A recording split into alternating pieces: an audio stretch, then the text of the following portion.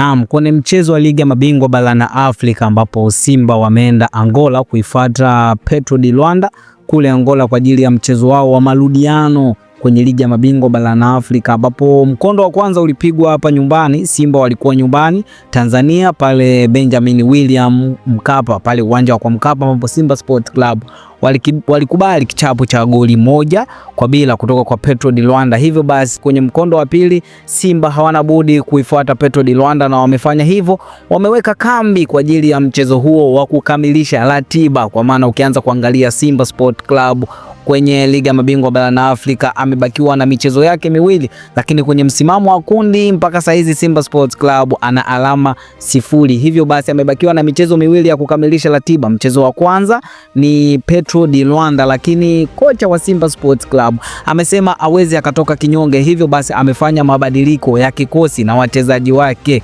Kocha ametangaza mabadiliko ya kikosi hicho, na mabadiliko hayo tunayo hapa Tubone Media. Hivyo basi nikukumbushe wewe, kama ni mara yako ya kwanza na tuangalia na ni mgeni, hakikisha umesubscribe na kubonyeza alama ya kengele, kwani hivi ndio vitu ambavyo tunavileta hapa Tubone Media. So subscribe, utakuwa mtu wa kwanza kupata video kali kutoka kwetu. Na tukirudi kwenye ligi ya mabingwa barani Afrika kwenye msimamo wa kundi D, Simba Sport Club anaburuza mkia kwa kuwa na alama 1. Hivyo amesalia na michezo miwili ambayo ni Petro di Luanda ambayo amefuata kule Angola, na mchezo wa pili ambao utapigwa nyumbani, Simba atakuwa nyumbani kumkaribisha Stade Malien ya kule Mali. Lakini mchezo wa kwanza ambao Simba anaanza nao ni Petro di Luanda ambao unapigwa kule Angola. Tayari Simba Sport Club ameweka kambi kule Angola kwa ajili ya kujiandaa na mchezo huo. Baada ya mazoezi ya muda mrefu, kocha Steven Baka amefunguka kupitia kurasa wake wa Instagram.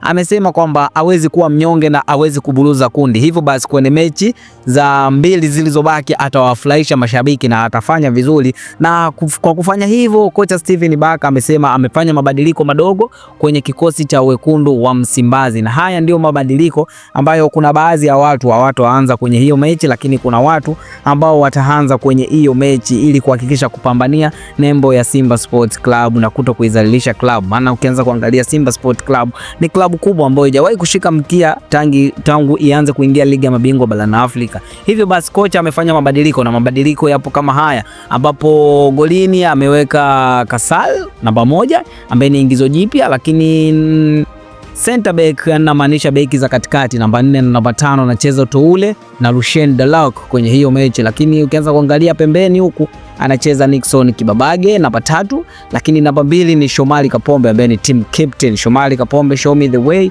Na namba 4 anacheza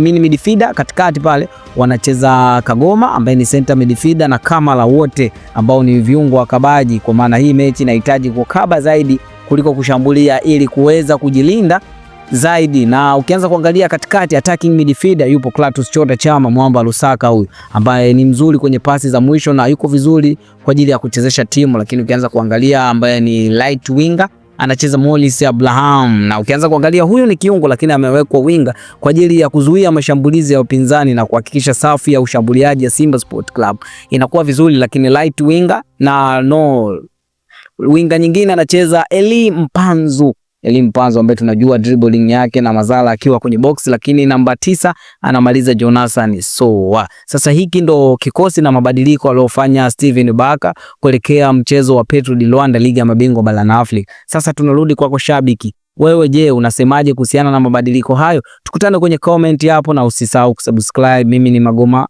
mimi ni Tubone Media, hadi wakati mwingine, bye bye.